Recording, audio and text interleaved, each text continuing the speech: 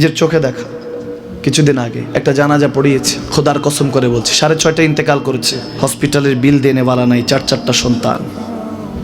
অ্যাম্বুলেন্সে ঘরে ঘরে আসবে, 1000-1200 টাকার বিল দেনেওয়ালা নাই। কি বুঝলেন? ক্ষণস্থায়ী দুনিয়া।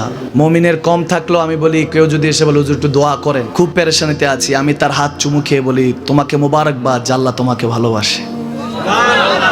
পেরেশানি তো মালিক দেয়, এই জন্য এটা রহমত মুমিনের জন্য। পেরেশানি দেয় যখন ফেরেশতারা বলে আল্লাহ চাইতেছে চাইতেছে, টাকা পয়সা চাইতেছে, বলে এটা কি? বলে ফাসেক, দে বিদায় কর, বিদায় কর। তার চাওয়া আছে, বিরক্ত লাগে, বিদায় কর, কি লাগে দে। আল্লাহ 10 কোটি দিয়েছে, 100 কোটি দিয়ে বিদায় কর।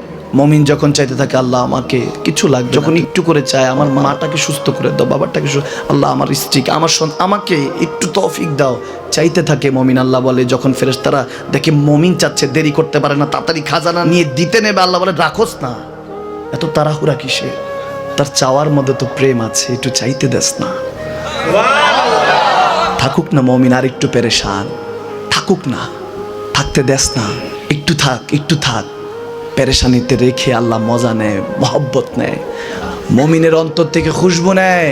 আল্লাহর বড় মায়া, মুমিন যখন চায় আল্লাহ তখন মায়ার নজর নিয়ে তাকায়, হায় হায় আমার বান্দা, সুবহানাল্লাহ।